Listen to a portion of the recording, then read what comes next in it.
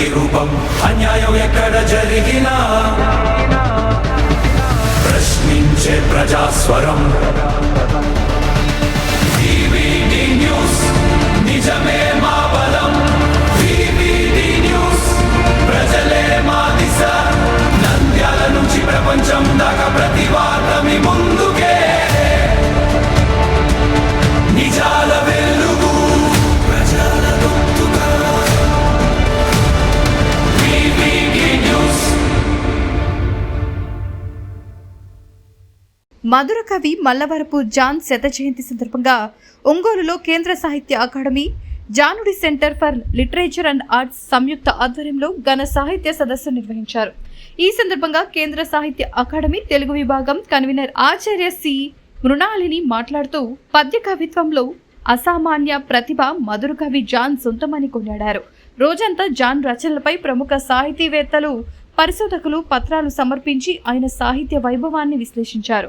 ప్రముఖ కవి డాక్టర్ కోయి కోటేశ్వరరావు మాట్లాడుతూ గుర్రం జాషువా సమకాలికుడైన జాన్ కవి తన రచనల ద్వారా చీమకుర్తికి విశిష్ట గుర్తింపు తీసుకొచ్చారని పేర్కొన్నారు. ఈ కార్యక్రమంలో పలువురు ప్రముఖ సాహితీవేత్తలు, విశ్వవిద్యాలయ ఆచార్యులు, కవులు, అతిథులు పాల్గొన్నారు. అనంతరం నిర్వహించిన సూక్తి శతకం పద్య పోటీల విజేతలకు బహుమతులు అందజేశారు. సాహిత్యాభిమానులు, జాన్ కవి శిష్యులు పెద్ద సంఖ్యలో హాజరయ్యారు. మరి భాష లేని మన భావ ప్రకటన చేయలేము. మనం భాష ప్రతి ఒక్కరికి కావాలి. అందుకే విద్య లేని వారు ఎంత వస్తున్న ఒక నాలుగు కూడా ఉన్నది.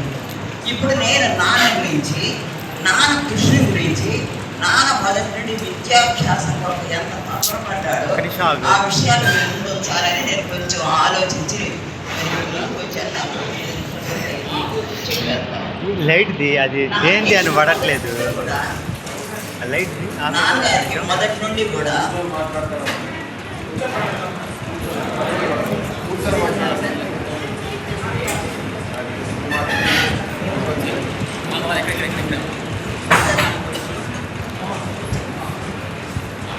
మా నాన్న మొదటి నుండి చదువు అన్నా, కవిత్వం అన్నా, లలిత కళ అన్నా చాలా ఇష్టం మా నాన్నకి.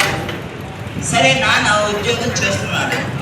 నేను వాళ్ళ దాపత్య జీవితంలో ప్రథమంగా కురిపించిన ప్రథమ పుష్పఫలాన్ని నేను.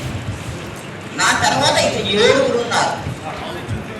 నా తర్వాత తమ్ముడు రాజేశ్వరరావు, వాడికి నాకు ఒక 15 ఏళ్ళు తేడా. వాడి అందరము స్టెప్ బై స్టెప్ 2 ఏళ్ళ లోపల అందరము ఈ రకంగా 8 మందిని. అంత పేదరికం కానీ ఆ రోజుల్లో పరిస్థితులను బట్టి కానీ మమ్మల్ని ఎక్కడా తక్కువ లేకుండా బట్టలో కానీ, భాషలో కానీ, మాటలో కానీ